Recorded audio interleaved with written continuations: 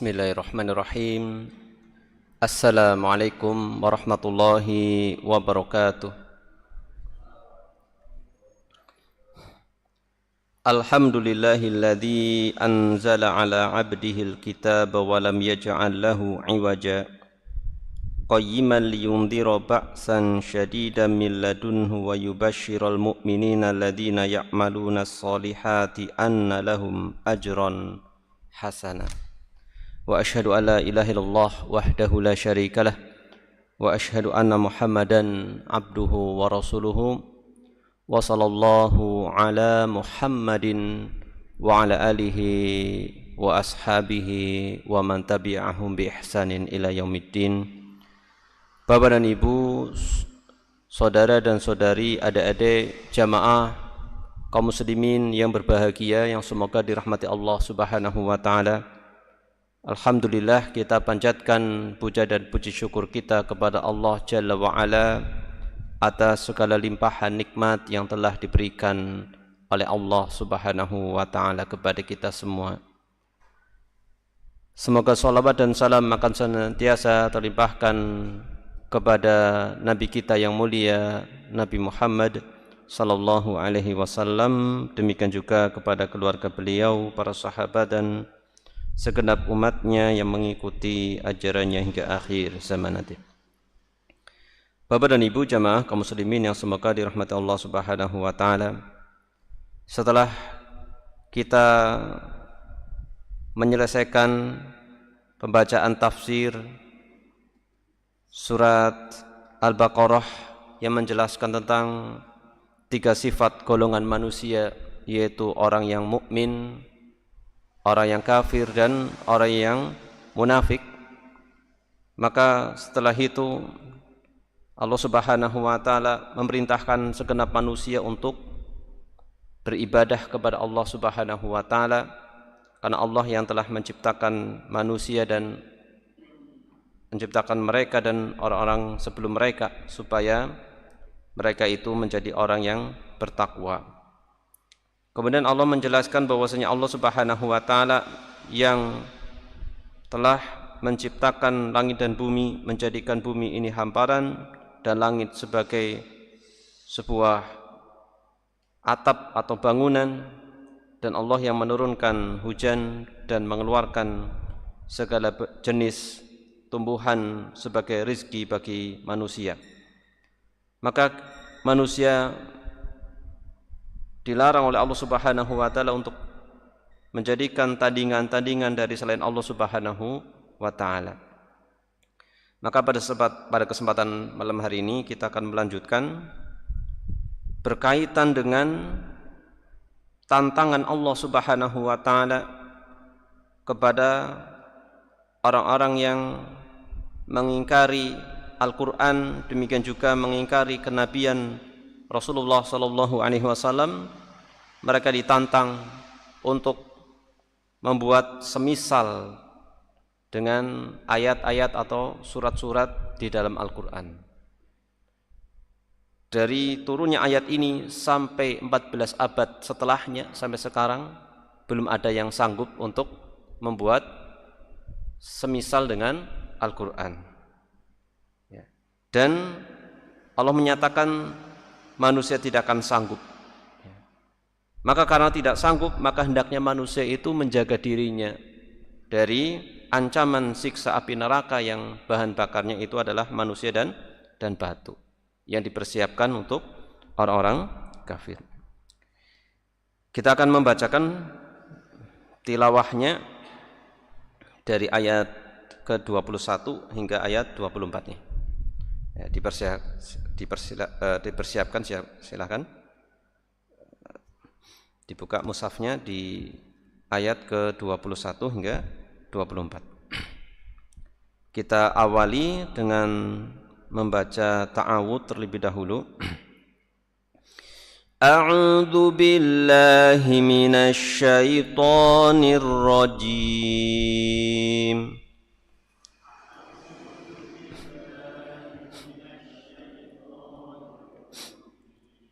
Ya ayyuhan nasu u'budu rabb ربكم الذي خلقكم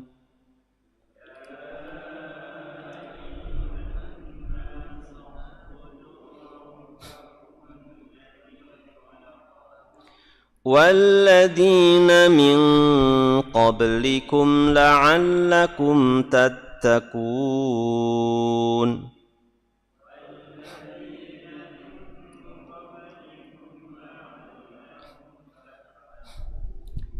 الذي جعل لكم الأرض فراشا والسماء بناءً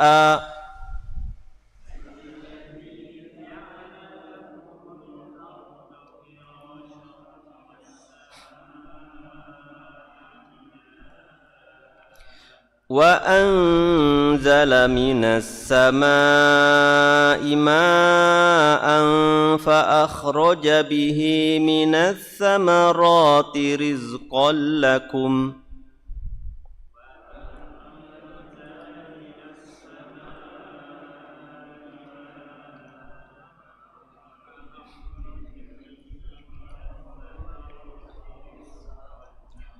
فلا تجعلوا لله أندادا وأنتم تعلمون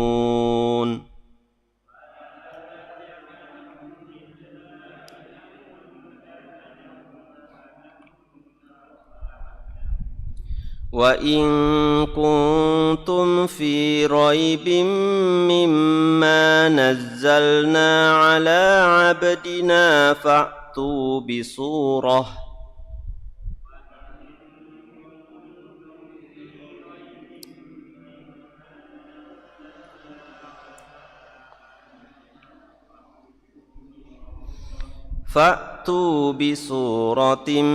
من مثله وادعوا شهداءكم من دون الله إن كنتم صادقين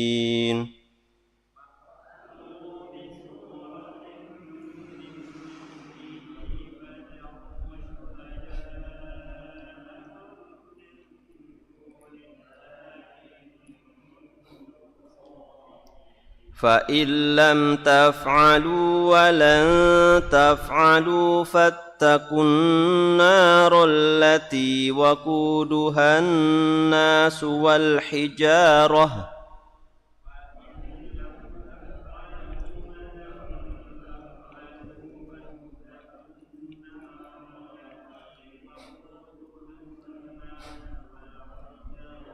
أعدت للكافرين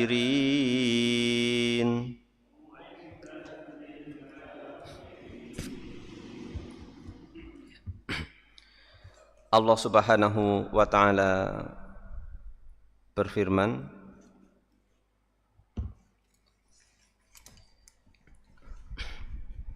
wa in kuntum fi raibim mimma nazzalna ala abdina fa'tu bisurah min mithlihi wad'u syuhada'akum min dunillahi in kuntum shadiqin. Wa in kuntum, dan jika kamu fi raibin mimma nazzalna ala abdina, meragukan Al-Quran yang kami turunkan kepada hamba kami, yaitu Muhammad sallallahu alaihi wasallam, fa'tu bi surati mimithlihi, maka buatlah satu surat saja semisal dengannya. Buatkan satu surat saja semisal dengannya. Wad'u syuhada'akum min dunillahi in kuntum shadiqin. Dan ajaklah penolong-penolongmu selain Allah jika kamu orang-orang yang benar. Jadi silakan cari orang sebanyak-banyaknya untuk membantu membuat semisal dengan satu surat. Jika kamu tidak mampu sendirian, minta tolong sebanyak-banyaknya penolong-penolongmu. Kemudian di ayat ke-24 Allah berfirman, Fa illam taf'alu walan taf'alu fattaqun narol lati waquduhan nasu wal hijarah uiddat lil kafirin. Jika kamu tidak mampu membuatnya dan pasti tidak akan mampu, maka takutlah kamu akan api neraka yang bahan bakarnya manusia dan batu yang disediakan bagi orang-orang kafir. Bapak dan Ibu jamaah kaum muslimin yang semoga dirahmati Allah Subhanahu wa taala. Di sini sebutkan jika kamu melakukan Al-Qur'an yang kami turunkan kepada hamba kami ala abdina, yaitu Nabi Muhammad sallallahu alaihi wasallam. Kata hamba itu diambil dari at-ta'abbud wa tadallul, yaitu menghamba dan merendahkan. Seperti itu. Ini diambil dari kata at-ta'abbud wa tadallul. Karena apa? Hamba, kalau hamba manusia punya hamba ibaratnya itu budak ya. Abdun itu kalau seorang itu punya abdun berarti dia punya budak. Budak itu merendahkan diri kepada tuannya. Dengan apa? Memperbanyak melayani tuannya. Ya, seperti itu. Maka ibadah kepada Allah Subhanahu wa taala termasuk sifat yang sangat mulia. Karena apa? Perintah yang paling agung adalah perintah untuk beribadah. Ketika kita menghamba kepada Allah dengan mempersembahkan ibadah-ibadah kepada Allah Subhanahu wa taala yang Allah perintahkan dan Rasulullah sallallahu alaihi wasallam perintahkan, maka ini merupakan sifat yang sangat mulia. Karena apa? Rasulullah sendiri disebutkan di sini apa? Dengan menggunakan kata abdun, ya kan? Padahal Rasulullah itu selain hamba itu apa? Adalah Rasul, ya ini. Dua hal ini harus kita pahami. Inilah dua rukun syahadat asyhadu anna Muhammadar Rasulullah. Jadi rukun syahadat asyhadu anna Muhammadar Rasulullah itu punya dua rukun. Rukun Islam tapi juga di dalamnya ada rukun. Rukun yang pertama meyakini bahwasanya Nabi Muhammad itu adalah Rasul utusan Allah. Kemudian rukun yang kedua meyakini bahwasanya beliau adalah hamba Allah Subhanahu wa taala. Harus ada dua-duanya. Tidak boleh salah satunya. Karena kalau salah satunya misalkan kita hanya meyakini Nabi Muhammad itu hanya seorang Rasul, nanti akan memperlakukan beliau itu berlebih-lebihan. Berlebih-lebihan. Sampai mengangkat derajat yang tidak selayaknya. Di sisi lain, ketika seseorang itu hanya meyakini Nabi Muhammad itu hanya hamba manusia biasa, maka akan meremehkan, merendahkan. Maka harus dua ini biar seimbang. Seperti itu. Kita mengakui bahwa beliau adalah Rasul utusan Allah, tapi juga beliau adalah manusia biasa. Gitu. Ya, harus terpenuhi dua hal ini. Inilah dua rukun. Dua rukun syahadat asyhadu anna Muhammadar Rasulullah. Seperti itu. Bapak dan Ibu jamaah kaum muslimin yang semoga dirahmati Allah Subhanahu wa taala, di antara mindset yang harus kita bangun pada diri kita adalah diri kita itu adalah hamba Allah Subhanahu wa taala. Kenapa? Nabi Muhammad sendiri disebut oleh Allah Subhanahu wa taala. Beliau adalah makhluk paling mulia, disebut oleh Allah Subhanahu wa taala apa? Sebagai hamba. Sebagai hamba Allah Subhanahu wa taala. Kita lihat nanti dalil-dalil yang menyatakan Allah berfirman menjelaskan bahwasanya Nabi Muhammad adalah hamba Allah Subhanahu wa taala. Salah satunya adalah surat Al-Baqarah ini. Ayat 23. Ya. Kemudian kita sampaikan dalil yang lain, ayat yang lain. Ya. Kalau surat Al-Baqarah ayat 23 ini berkaitan dengan apa? tantangan dari Allah Subhanahu wa taala untuk apa tadi? Untuk membuat satu surat semisal Al-Qur'an. Tantangan berkaitan dengan Al-Qur'an, pembelaan terhadap Al-Qur'an. Makanya disebutkan dengan kata hamba, tidak dengan kata ala rasulina, tetapi apa? Ala abdina, kepada hamba kami. Kemudian di ayat yang lain, contohnya adalah surat Al-Isra. Bisa dilihat ayat pertama. Surat Al-Isra ayat pertama. Ya. Allah berfirman, dan ini Allah menyebut Rasulullah dengan kata hamba dalam sebuah peristiwa yang sangat monumental, begitu luar biasa. Yaitu apa? Peristiwa Isra Mi'raj. Itu kejadian yang sangat luar biasa, disebut Rasulullah dengan hamba. Ya. Dalam surat Al-Isra ayat pertama, Subhanalladzi asra bi 'abdihi lailam minal masjidil haram ilal masjidil aqsa alladzi barakna haulahu linuriyahu min ayatina innahu huwas samiul basir. Maha suci Allah yang telah memperjalankan abdihi, hambanya, tidak rasulnya. Subhanallah. Dalam suatu posisi yang mulia sekali, Nabi Muhammad disebut dengan hamba. Supaya apa? Orang yang mengingkari kenabian beliau itu mikir-mikir gitu. Ya. Memang ini hamba, tetapi dimuliakan dengan sebuah peristiwa yang begitu luar biasa. Lailan, pada suatu malam, dari Masjidil Haram menuju Masjidil Aqsa yang diberkahi sekitarnya, supaya kami memperlihatkan tanda-tanda kebesaran kami. Sesungguhnya Allah Maha mendengar, Maha melihat. Ini surat Al-Isra. Kemudian selanjutnya, surat selanjutnya surat apa setelah surat Al-Isra? Ya, surat Al-Kahfi ayat pertama, Allah berfirman, Alhamdulillahilladzi anzala ala 'abdihil kitaba wa lam yaj'al lahu iwaja. Maha suci Allah yang telah menurunkan kepada hamba kami, kepada hambanya Alkitab, dan tidak menjadikan kitab tersebut, Al-Qur'an itu, ada kebengkongan. Ini seperti itu. Berkaitan dengan Al-Qur'an, bahwasanya Al-Qur'an tidak ada penyimpangan di dalamnya, tidak ada kebengkongan sedikit pun, disebutkan dengan kata hamba. Kemudian yang selanjutnya, Bapak Ibu jamaah kaum muslimin semoga dirahmati Allah Subhanahu wa taala, yaitu surat Al-Furqan ayat pertama juga. Bisa dilihat surat Al-Furqan ayat pertama. Surat Al-Furqan ayat pertama.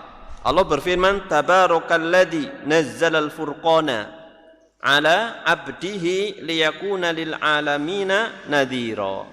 Ini ayat pertama terus ya, surat Al-Isra, Al-Kahfi sama Al-Furqan. Ingat itu ayat pertama.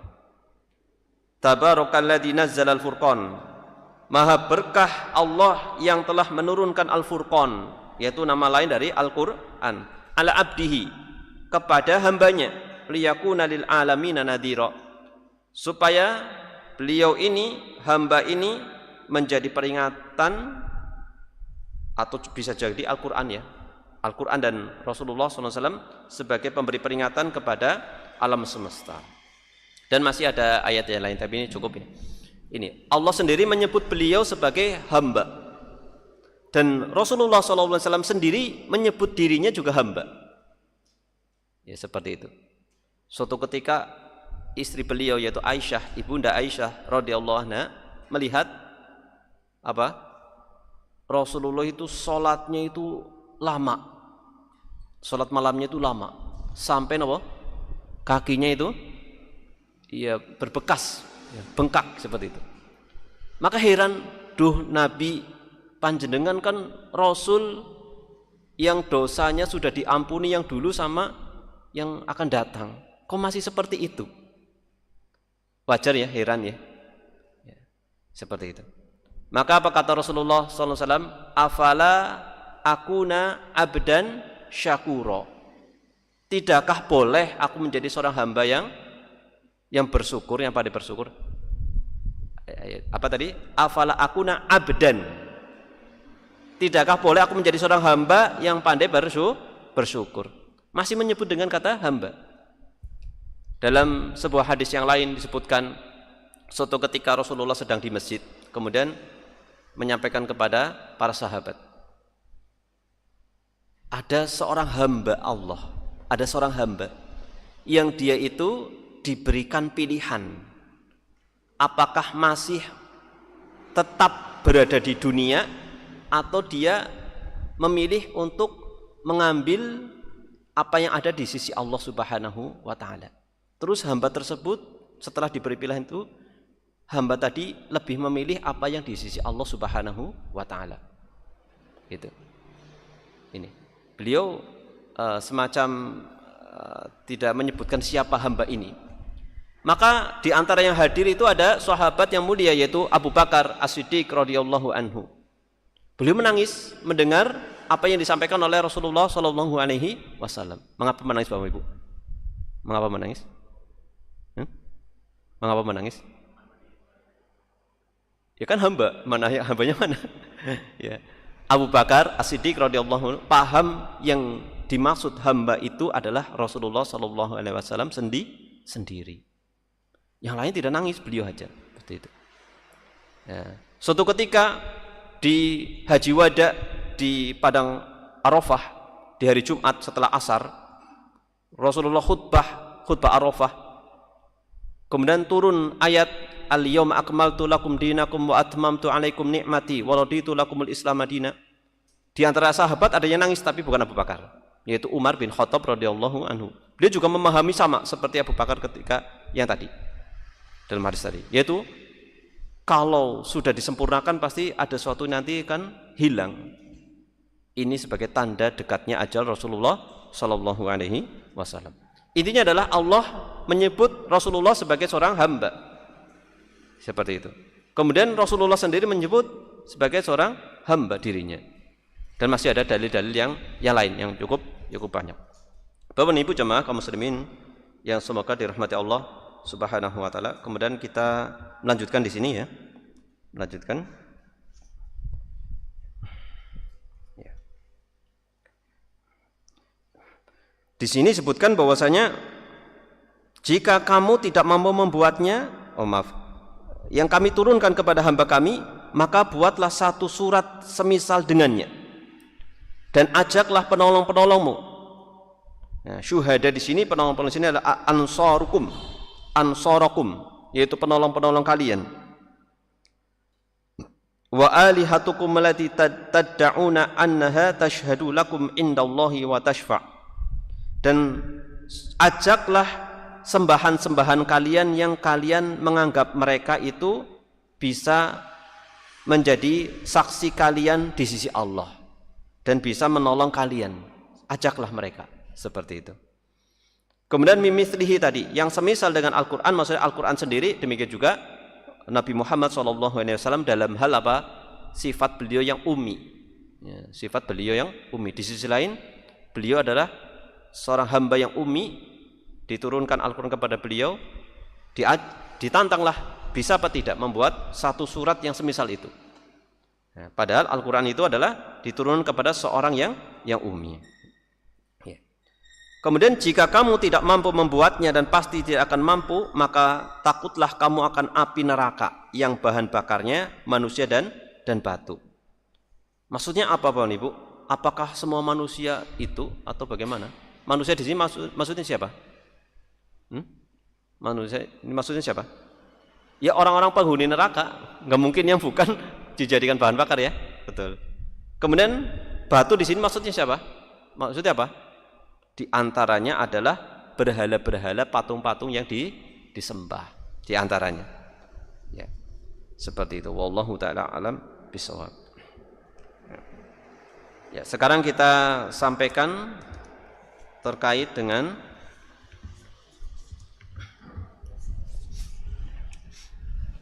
makna dari ayat yang mulia ini ya. Al-munasabatul ayataini wa maknahuma. Sisi kesesuaian dua ayat dan maknanya. Disebutkan oleh penulis rahimahullah, lamma qarrara ta'ala fil ayatis sabiqah aslad din wa huwa tauhid. Tatkala Allah Subhanahu wa taala di ayat sebelumnya berarti apa? Ayat keberapa? 21 ya.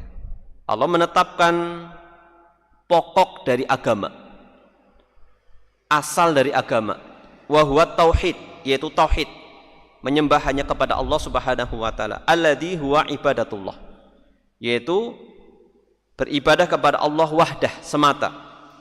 Qarrara fi hadhil ayah, maka setelah itu Allah menetapkan di ayat ini asladdin ats-tsani. Allah menetapkan pokok agama yang kedua. Jadi mentauhidkan Allah, beribadah hanya kepada Allah itu pokok agama yang pertama. Maka setelah itu di ayat ini 23 Allah menyebutkan pokok agama yang kedua, yaitu apa? Wa huwa nubuwatu rasulihi Muhammad sallallahu alaihi wasallam, yaitu kenabian Rasulullah sallallahu alaihi wasallam. Ini kan kurang lebih apa? Merupakan dua kalimat syahadat. Syahadat pertama kan asyhadu alla ilaha illallah. Itu kan artinya apa? Menyembah hanya kepada Allah Subhanahu wa taala, tidak ada sesembahan yang berhak disembah dengan benar kecuali Allah. Wa anna Muhammadar Rasulullah, ini pokok yang kedua. Ya, tentang penetapan kenabian Rasulullah sallallahu alaihi wasallam. Wa dzalika min tariqin burhani, dan itu disampaikan dengan gaya bahasa atau cara penjelasan, burhan, penjelasan dengan bukti-bukti atau dengan hujah atau argumentasi. Wahwa, apa yang dimaksud? Caranya menanamkan pokok agama yang kedua oleh Allah Subhanahu wa taala dengan firman Allah Subhanahu wa taala, in kuntum fi syakkin minal Qur'an. Jika kalian ragu terhadap Al-Qur'an, alladzi anzalahu ala abdina wa rasulina, yang kami turunkan kepada hamba kami, yaitu Muhammad sallallahu alaihi wasallam, kepada hamba kami dan rasul kami Muhammad sallallahu alaihi wasallam. Fa'tu bisuratin mimithli suwari, maka datangkanlah satu surat saja semisal surat Al-Qur'an, au min rajulin ummiyin, atau dari seorang yang buta huruf, mithla abdina fi ummiyatihi, semisal hamba kami yang ummi, yang tidak bisa membaca dan menulis. Ini maksud dari ayat ke-23. Kita ulangi ya, tadi bahwasanya sampaikan bahwasanya ada satu mindset yang harus kita bangun, bahwasanya diri kita adalah hamba Allah Subhanahu wa taala. Pertama, karena apa? Rasulullah sendiri disebut oleh Allah seorang hamba. Kemudian Rasulullah menyebut dirinya adalah seorang hamba. Kemudian mengapa kita ini adalah hamba Allah Subhanahu wa taala? Apa yang membuat kita itu yakin bahwasanya diri kita adalah hamba Allah Subhanahu wa taala? Apa? Kita hamba Allah kan? Apa alasannya kita itu hamba Allah Subhanahu wa taala? Yang pertama, karena Allah Subhanahu wa taala yang menciptakan kita. Itu yang pertama. Karena Allah sendiri yang menciptakan kita, mengatur segala urusan kita, maka kita adalah hamba Allah Subhanahu wa taala. Kita adalah milik Allah Subhanahu wa taala, maka kita adalah hamba Allah Subhanahu wa taala. Makanya disebutkan di ayat sebelumnya kan, ya ayuhan nas u'budu rabbakum alladzi khalaqakum. Sembahlah Allah yang telah menciptakan kalian. Kita hamba Allah karena kita diciptakan Allah Subhanahu wa taala. Bukan hanya kita, bahkan seluruh makhluk ini diciptakan oleh Allah Subhanahu wa taala. Ini yang pertama. Kemudian yang kedua, mengapa kita itu adalah hamba Allah? Karena Allah Subhanahu wa taala memerintahkan kita untuk mengabdi, menghamba dan menyembah hanya kepada Allah Subhanahu wa taala. U'budu rabbakum, sembahlah Allah. Ini alasan yang sangat mendasar mengapa kita ini adalah hamba Allah Subhanahu wa taala. Ya. Dan inilah dua hal yang harus kita pahami, ya, seperti itu. Kemudian yang berikutnya Bapak Ibu, Di ayat selanjutnya, di ayat ke-24 Allah Subhanahu wa taala mengatakan, jika kamu tidak mampu membuatnya dan pasti tidak akan mampu membuat apa maksudnya nih?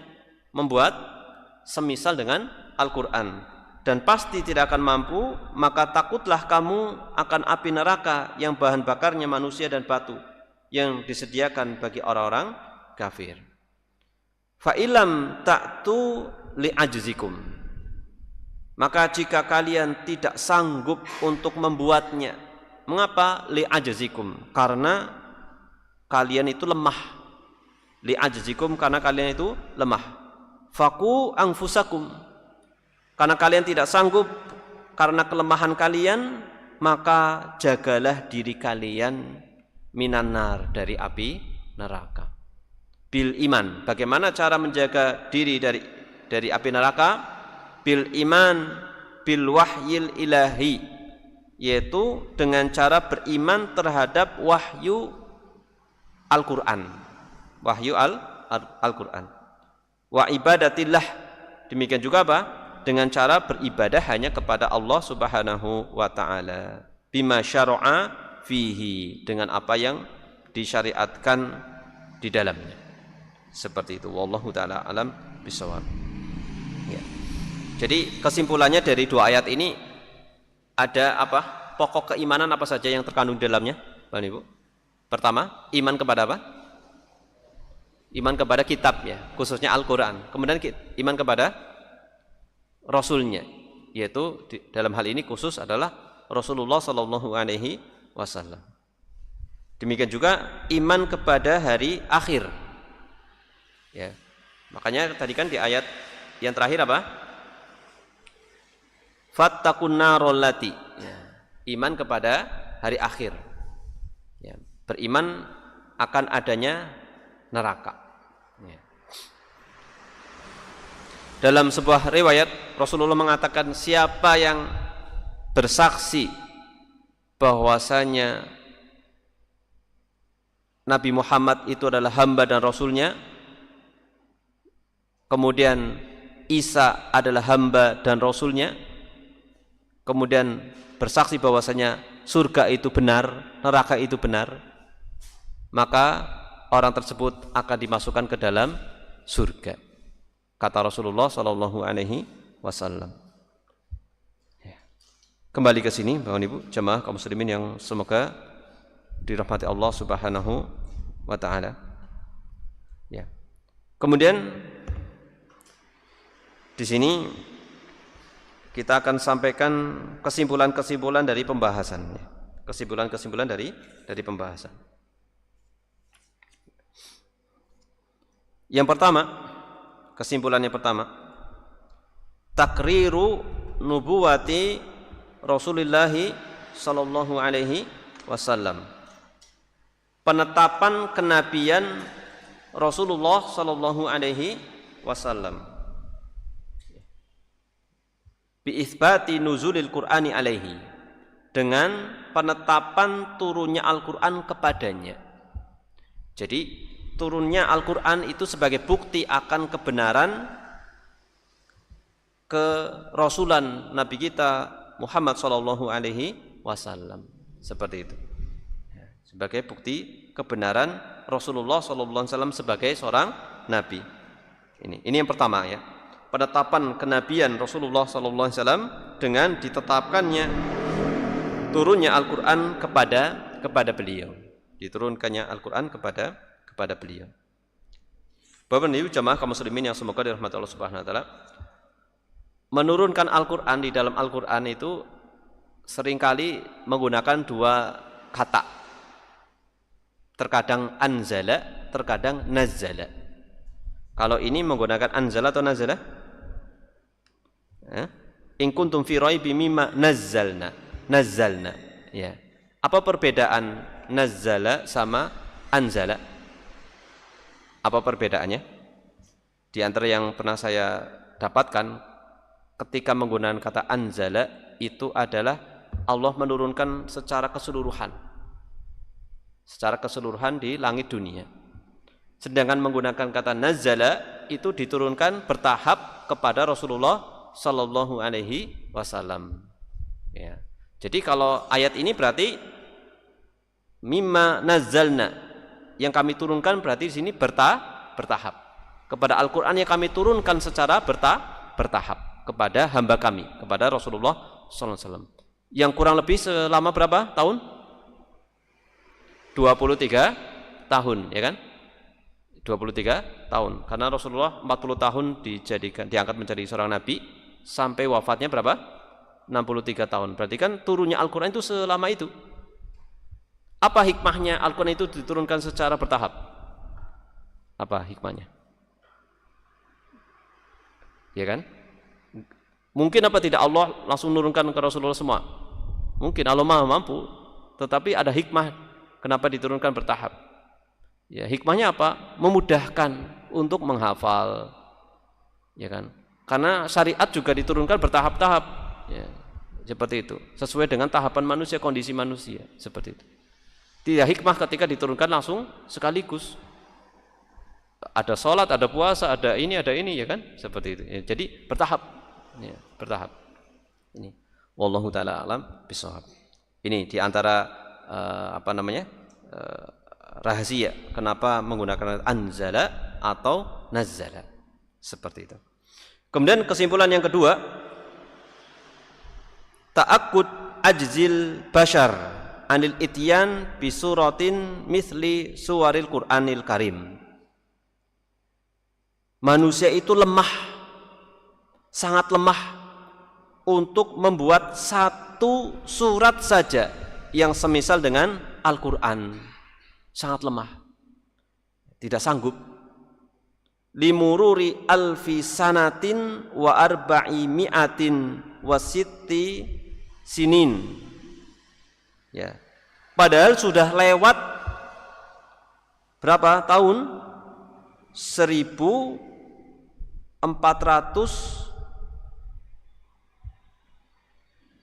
lebih 6 tahun. 1406 tahun ketika penulis ini menulis ya. Kurang lebih 14 abad. 14 abad. Sudah lewat 14 abad sampai sekarang tidak ada seorang pun yang sanggup membuat semisal dengan Al-Qur'an. Satu surat saja. Satu surat saja. Menunjukkan apa? Manusia itu lemah. Padahal Bapak Ibu, Rasulullah ketika diutus ke bangsa Arab itu mereka itulah keunggulan mereka itu memiliki kefasihan bahasa. Kefasihan bahasa. Tetapi ternyata kemahiran bahasa mereka, kefasihan bahasa mereka tidak sanggup membuat yang semisal dengan Al-Qur'an. Seperti itu. Menunjukkan apa? Al-Qur'an itu bukan bahasanya Rasulullah sallallahu alaihi wasallam. Ya. Bukan bahasanya Rasulullah sallallahu alaihi wasallam, bukan buatan Rasulullah sallallahu alaihi wasallam. Wa tahaddi qaimun walam ya'tu bisuratin mithli suwaril Qur'an. Dan tantangan dari Allah ini untuk membuat satu surat semisal Al-Qur'an terus ada. Bukan hanya ketika itu saja, sampai sekarang. Tantangan itu masih berlaku. Liqaulihi ta'ala walan taf'alu. Dan kalian tidak akan sanggup, ini menunjukkan terus-menerus. Tidak akan sanggup sampai kapanpun. Kemudian yang ketiga, yang terakhir, an-naru tuttaqo bil imani wal amali sholih. Neraka itu kita bisa terjaga dari neraka dengan dua cara, yaitu dengan iman dan amal soleh. Wa fil hadithi, dalam sebuah hadis as-sahih, dalam hadis yang sahih, semoga ini juga hadis ini moga-moga yang jadi donatur snack ini juga seperti ini juga ya. Apa kata Rasulullah SAW? Ittaqun nar walau bisyikit tamroh. Jagalah diri kalian dari neraka meskipun apa? Kurma, separuhnya kurma. Meskipun separuh dari kurma. Maka kalau membagi snack ya gitu. Jagalah diri kita dari neraka dengan walaupun hanya snack. Ya seperti ya. Mudah-mudahan diniatkan seperti itu ya. Jadi kita jangan berpikirkan kita terjaga dari neraka itu dengan yang besar dulu. dari hal yang kecil itu bisa. Kata Rasulullah, ittaqun nar walau bisyikit tamroh. Jagalah diri kalian dari siksa api neraka meskipun hanya kurma hanya separuh tok gitu. Itu bisa menjaga. Seperti itu. Ini kan amal soleh ya. Iman dan amal soleh. Amal soleh yang tentunya dibalik itu ada apa? Keimanan yang jujur. Seperti itu. Hadis ini diriwayatkan oleh Imam Al-Bukhari. Ya. Suatu ketika Aisyah juga waktu itu kurma ya, punya kurma, kemudian ada yang seorang wanita dengan anaknya dia bagi gitu. Ya, seperti itu. Ingat sabda Rasulullah ini. Ittaqun nar walau bisyikki tamroh. Bisyikki tamroh. Pelihara diri kalian dari neraka meskipun dengan separuh dari biji, maksudnya buah kurma, satu kurma. Separuh dari kurma. Seperti itu. Jadi apapun bisa kita kerjakan ya. Amal soleh apapun bisa kita menjaga diri kita dari api neraka selama itu didasari atas keimanan. Bahkan di antara faidah terakhir ya, faidah yang hari Ahad kemarin saya ikut semacam doroh, materinya itu tentang hukum wakaf. Ternyata saya baru ngeh, wakaf itu tidak harus dengan sesuatu yang besar. Wakaf itu tidak harus sesuatu, tapi carilah apa yang dibutuhkan oleh masyarakat ketika itu, apa yang itu bisa, gitu. Walaupun itu sesuatu yang mungkin enggak ini, dan tidak harus orang itu nunggu kaya dulu, sesuai kemampuan. Cari kira-kira manusia itu butuh apa, semampunya dia. Niatkan untuk wakaf, itu insya Allah bisa sebagai wasilah, sarana untuk menjaga diri kita dari siksa api neraka. Wallahu taala a'lam bisawab. Semoga apa yang disampaikan ini bermanfaat untuk kita semuanya. Wassallallahu ala Muhammadin wa ala alihi wa sahbihi wa baraka wa salam. Akhirul kalam alhamdulillahi rabbil alamin. Wassalamualaikum warahmatullahi wabarakatuh.